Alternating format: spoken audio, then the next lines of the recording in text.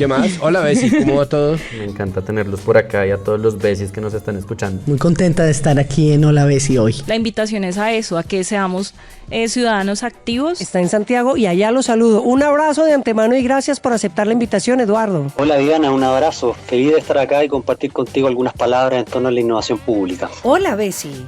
Bienvenidos al espacio de charlas de ciudad e innovación creado por la Veeduría Distrital y Lab Capital para conocer más y mejor nuestra ciudad, nuestro vecindario, la comunidad de la que hacemos parte, los retos que enfrentamos, las soluciones que planteamos desde la innovación y cómo es que la Veeduría trabaja para que esta, nuestra ciudad, la de su vez y la suya, la de todos, sea nuestro espacio seguro, nuestro lugar feliz y la ciudad que queremos y merecemos. Hola, Bessie. Hola, Bessie. Hola, Bessie. Hola, Bessie. Vamos a escucharnos, vamos a entendernos, a conocer, a explorar, a innovar y a ser parte de la transformación permanente de nuestra ciudad. Sigan por favor, siéntanse como en su casa. Hola Bessie, bienvenidos a un nuevo episodio del podcast de la Veeduría Distrital y Lab Capital. Hola Bessie. Después de muchos meses y muchas cuadradas de agenda, hemos logrado traer a una invitada que es una de las voces más autorizadas en materia de innovación. Ustedes saben que Lab Capital es el laboratorio de innovación de la Veeduría Distrital y por eso tratamos tanto estos temas, nos gustan tanto porque además son una nueva manera de crear políticas públicas que al final van a redundar en beneficio de ustedes, los Bessies, de las personas que nos están oyendo y porque no se pueden replicar en cualquier parte del país. Es un tema muy interesante la innovación y por fin está con nosotros y me encanta saludarla, Mónica Pachón. Bienvenida, Mónica, ¿cómo está? Pues muy feliz, muy contenta de estar acá, Diana, de la invitación que me acabas de hacer y pues de hablar de innovación para lo público. Mónica, bueno, eso tiene más títulos que yo no sé qué, pero les voy a hacer un resumen ejecutivo. En este momento, Mónica es la coordinadora del doctorado de gestión de la innovación tecnológica en la Universidad de los Andes. Así es. Lleva como unos 7, 8 años en la Universidad de los Andes, ¿verdad? Como profesora. En el departamento de diseño. En el departamento de diseño. Mucha gente cree que el diseño, entonces dice diseño gráfico, diseño de interiores, diseño de modas, diseño de qué. Vamos a hablar de cuál es el diseño y por qué sirve este diseño. Así es. De pensamiento, que es una cosa, es un concepto chévere que se maneja mucho en la innovación. Y le gusta, entre muchas otras cosas, retar a sus alumnos, porque he hablado con varios además, en buscar y prototipar soluciones para resolver los problemas públicos. Así es. Justamente a través del diseño de pensamiento. Es muy autorizada, esta sí que se la sabe todas, pero contémosle a nuestros Bessies inicialmente, ¿qué es eso del diseño de pensamiento? O en pensamiento, ¿qué es eso? Bueno, el pensamiento en diseño es una metodología. Básicamente, voy a contar un poquito de la historia para que nos familiaricemos con el concepto. El diseño comienza como una propuesta estética, ¿cierto? Desde que sabemos que existen elementos o productos, servicios, existe el diseño. Lo que pasa es que no había un proceso o una metodología sistemática de hacer cosas en diseño. Cuando llega la era del Internet, hay un reto intelectual y gigante en el mercado que es precisamente diseñar todo lo digital.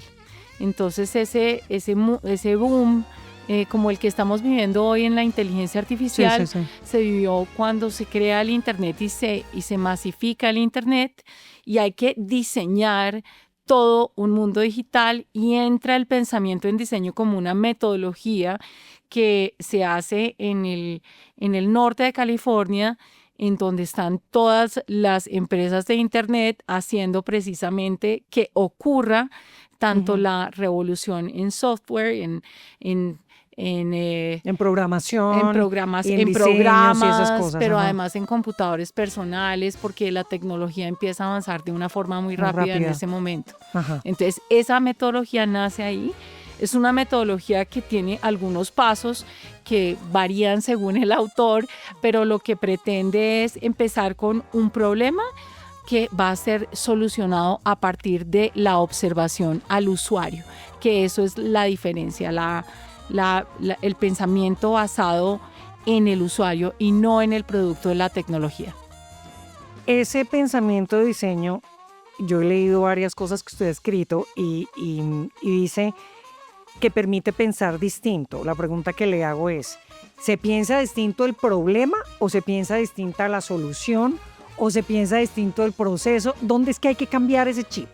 Es interesante esa pregunta y te la voy a responder con mi formación.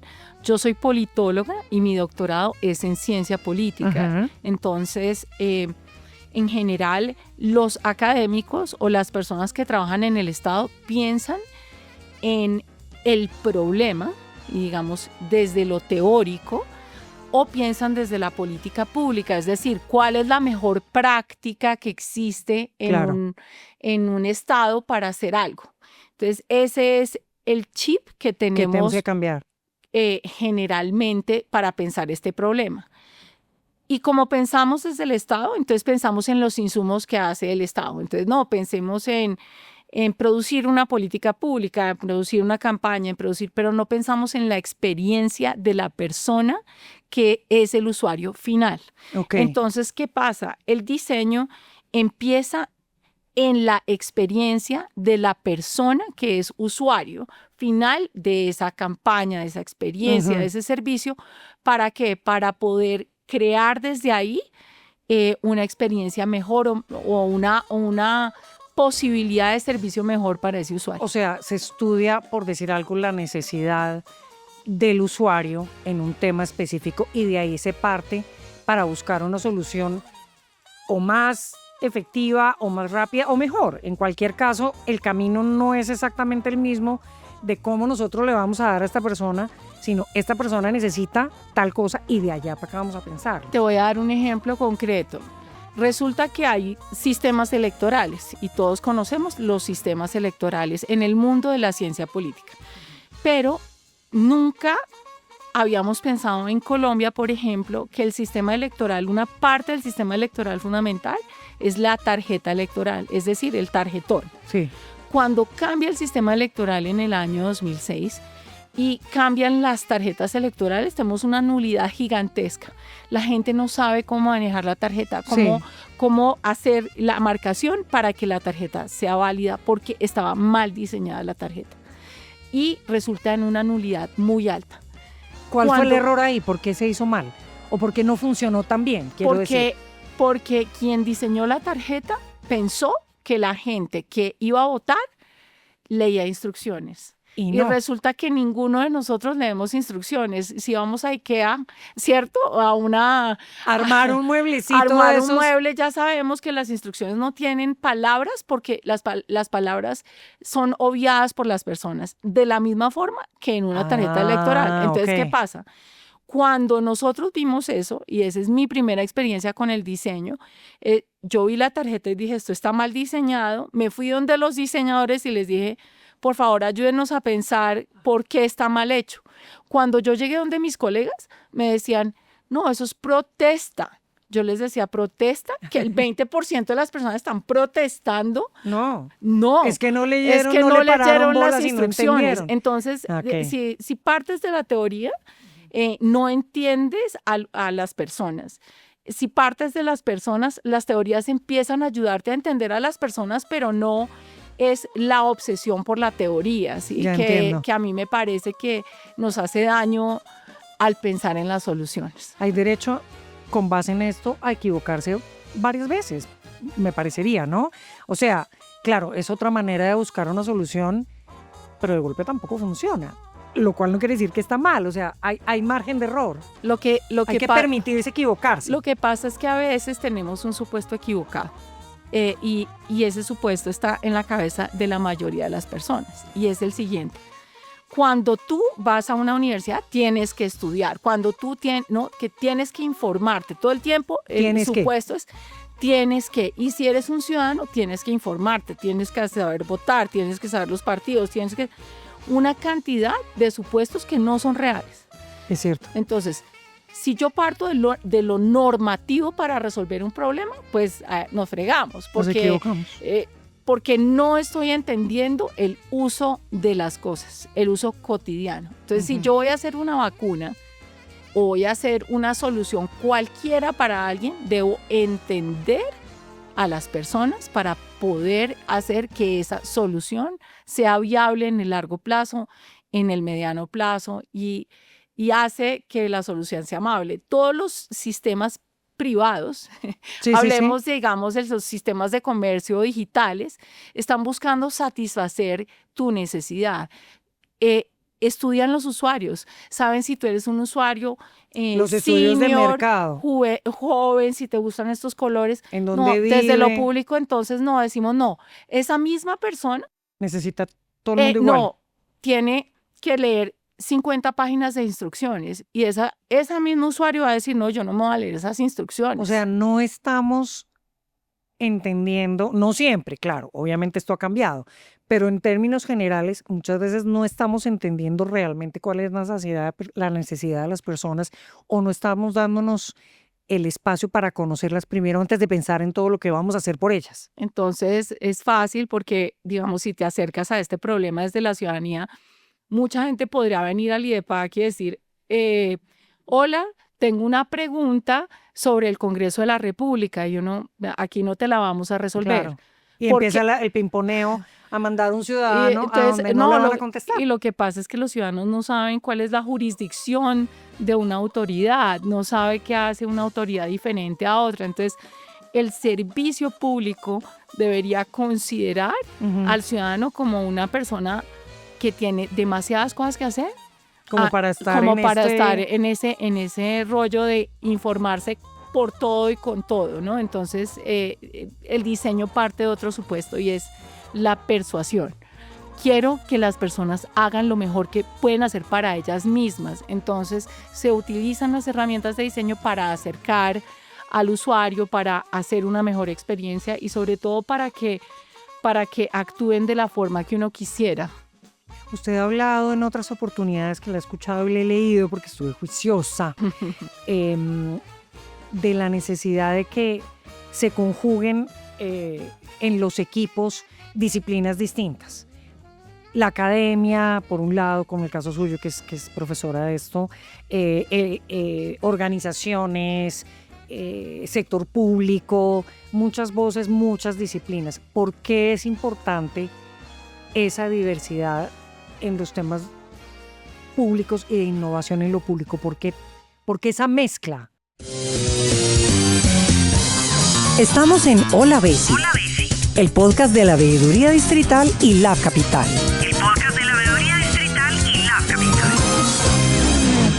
Porque los problemas públicos son complejos y ¿cómo definimos los problemas complejos? Cuando hay muchas interacciones entre diferentes dimensiones. Si yo, por ejemplo, considero, yo estuve aquí en el IDEPAC hace unos años con mis estudiantes rediseñando el kit electoral para las juntas de acción comunal. Perdón, para las personas que nos están viendo y no ubican exactamente qué es el IDEPAC, que es el Instituto Distrital de la Participación Ciudadana y comunal, y en el IDEPAC está DC Radio, que es la emisora desde la cual estamos originando nuestro podcast. Ellos nos acogen y aquí estamos, por eso la referencia, y perdón que le interrumpí porque claro, de pronto la gente dice, ¿y estas de qué están hablando? Pues ese es el IDEPAC, la participación ciudadana. Entonces estuvo acá con sus alumnos. Entonces estábamos viendo que la gente de las juntas de acción comunal peleaba mucho el día de las elecciones. Ajá. Y uno de los grandes problemas jurídicos que se presentaban eran demandas ante el resultado electoral. ¿Por qué? Porque el sistema electoral es muy complejo. Entonces, ¿qué necesitas tú para resolver ese problema? Por un lado, necesitas diseñar unas herramientas de votación que sean a prueba de abuelitos de 80 años, ¿sí? Porque necesitas que todo el mundo entienda lo que está haciendo cuando es jurada votación. Uh-huh. Necesitas entender la cultura del espacio, entonces necesitas antropólogos, necesitas sociólogos que te digan ¿Qué hace una junta de acción comunal? ¿Cuál es el perfil de estas personas? O sea, ¿tienen confianza o no en el sistema? Tener muchas disciplinas, son muchas voces que nos explican todas las cosas. Necesitas un politólogo que te explique cómo funciona el sistema electoral. Necesitas un abogado que te diga cuáles son las diferentes dimensiones. Entonces, mi invitación siempre es a pensar que el diseñador es un facilitador de una metodología, pero que la expertise de los problemas públicos, obesidad, drogadicción, embarazo adolescente, vulnerabilidad, falta de confianza, problemas de habitabilidad de calle, todos esos problemas en los temas de ciudad son que además tienen espacio en lo público, son problemas que tienen que ver con una dimensión humana, que tienen que ver con una dimensión psicológica, con una dimensión ambiental, con una dimensión económica, que no se entienden solo desde una disciplina o profesión. La innovación no es solamente tener una idea buena, ¿no? No. Pero ¿dónde se marca? ¿Cuál es la diferencia entre una muy buena idea y una solución innovadora que funciona? ¿Dónde está esa diferencia? Bueno, eso es una gran pregunta y yo a veces no sé tampoco darte una respuesta certera.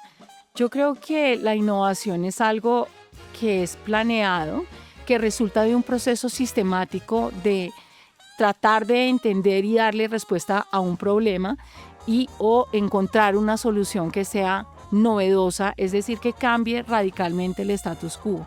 A veces tenemos buenas ideas casi en un proceso equivocado, digamos, en un momento de eureka que no necesariamente es el mejor momento para aplicarla.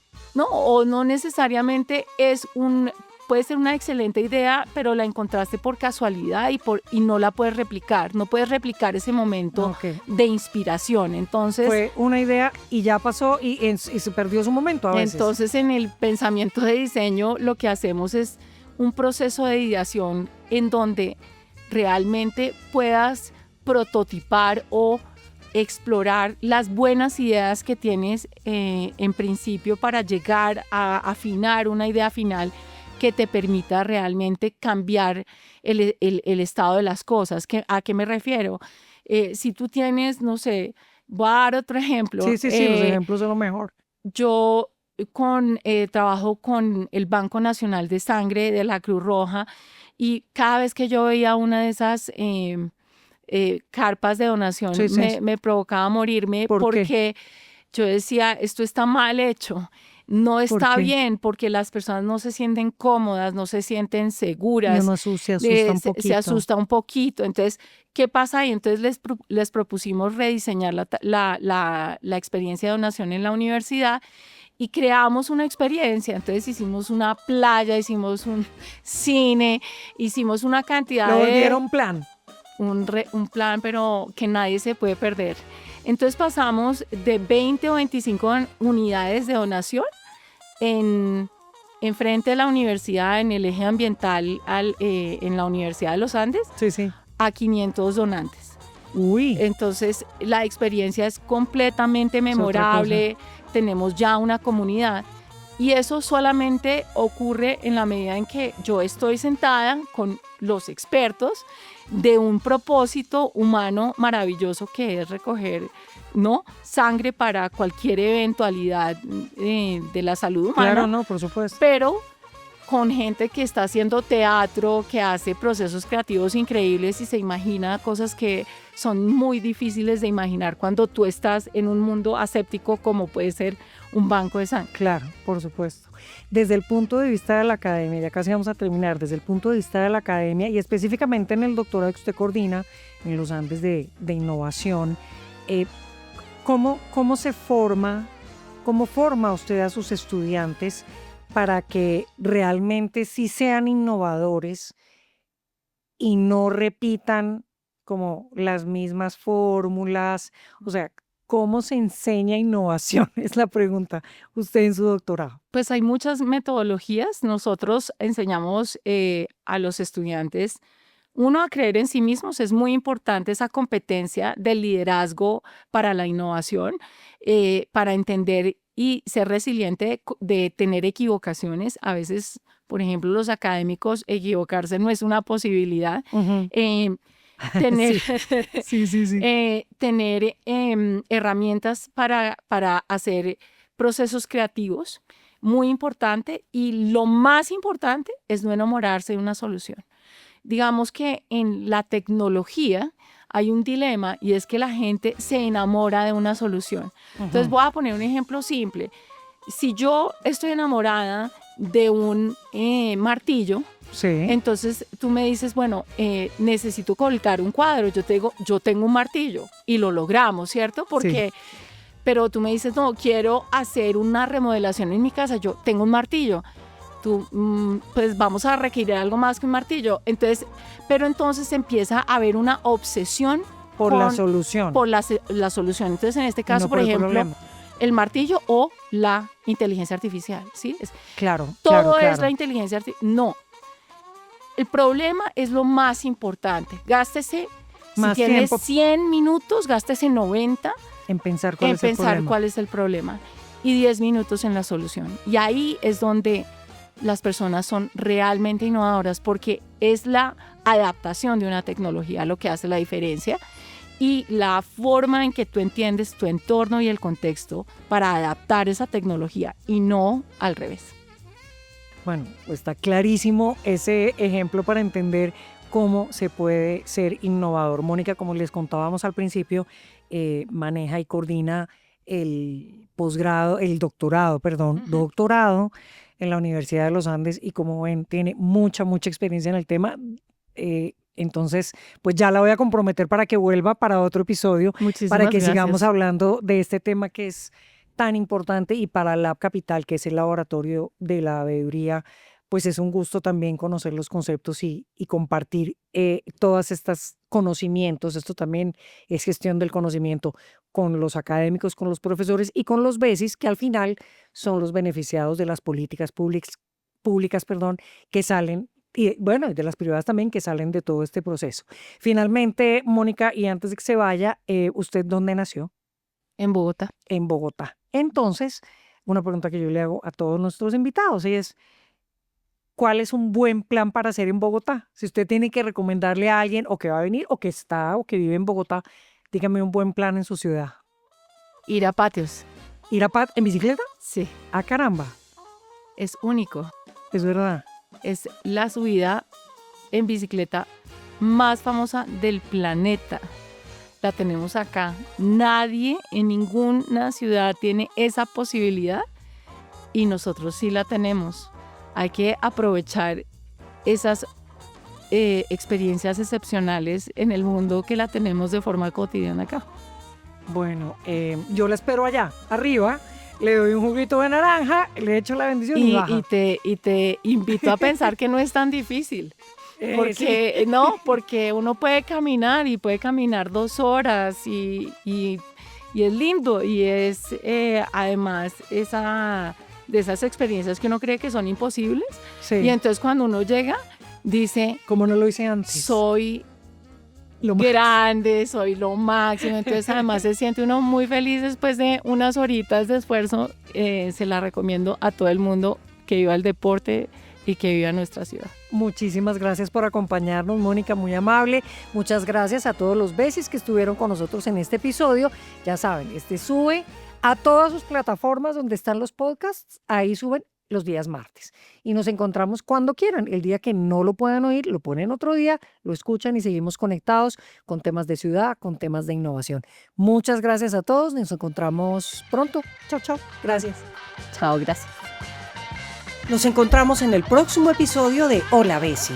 Recuerden, cada martes hay uno nuevo, y lo pueden oír cuando quieran y en la plataforma que más les guste. Gracias a DC Radio, la emisora virtual del distrito, por acogernos, y a ustedes por escucharnos. Hasta la próxima. Chao, BESI, que vuelva. Chao, BESI. Hasta luego, BESIs. Saludos.